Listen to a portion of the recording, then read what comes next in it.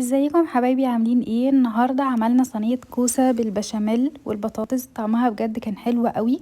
يلا نبدا بالخطوات. معايا 3 من الكوسه متوسطين الحجم او 4، قطعتهم بالشكل اللي احنا شايفينه ده، وفي طاسه على النار حطيت معلقتين زيت زيتون واشوح فيهم الكوسه، ودرجه حراره النار ما تكونش عاليه قوي علشان الكوسه ما تتحرقش معايا وتبقى لسه مش مستويه. وفي نفس الوقت اللي بشوح فيه الكوسه معايا 2 من البطاطس قطعتهم مكعبات، وممكن نقليها في زيت على النار، بس انا حبيت ان هي تبقى خفيفة شوية فرشيت عليها رشة زيت بس وحطيتها في الاير فراير. وكده معايا البطاطس والكوسة بيستووا مع بعض، وفي نفس الوقت ده يلا نجهز البشاميل. علشان البشاميل حطيت حلة على النار عليهم فيها معلقتين سمنة ومعلقتين دقيق. لما الدقيق معايا بدأ يتشوح وياخد لون ذهبي بسيط نزلت عليه بكوبايتين من اللبن.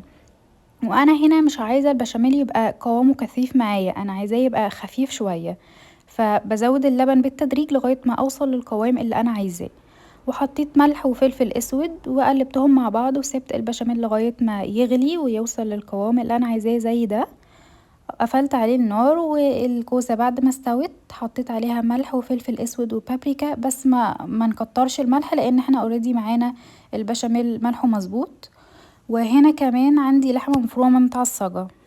اللحمة المفرومة دي انا عصقتها ازاي؟ حطيت في طاسة على النار نص كيلو لحمة مفرومة، وبدأت اسيبها لغاية ما تغير لون وتستوي، ونزلت عليها ببصلتين في الكبة او مبشورين. وبعدين حطيت بعد ما دخلوا في السوا خلاص واستووا مع بعض، حطيت عليهم معلقة من الصويا صوص ومعلقة من دبس الرمان وملح وفلفل اسود. وبعدين زي ما شفتم في البايركس نزلت معايا بالخليط بتاعنا اللي هو الكوسة والبطاطس واللحمة المفرومة، ونزلت عليهم بالبشاميل، وحطيت على الوش رشة جبنة موتزاريلا وزعتر، ودخلتهم الفرن على درجة حرارة يعني متوسطة لغاية ما احمرت معايا من على الوش وخدت اللون الحلو ده.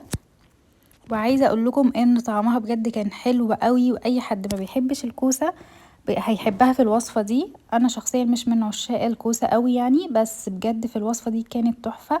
قدمتها مع رز ابيض وكان طعمها تحفة. اتمنى ان انتم تجربوها، واتمنى ان الوصفة تكون عجبتكم. ولو عجبكم الفيديو ياريت تعملولي لايك، واللي مش متابعني ياريت يتابعني. باي باي.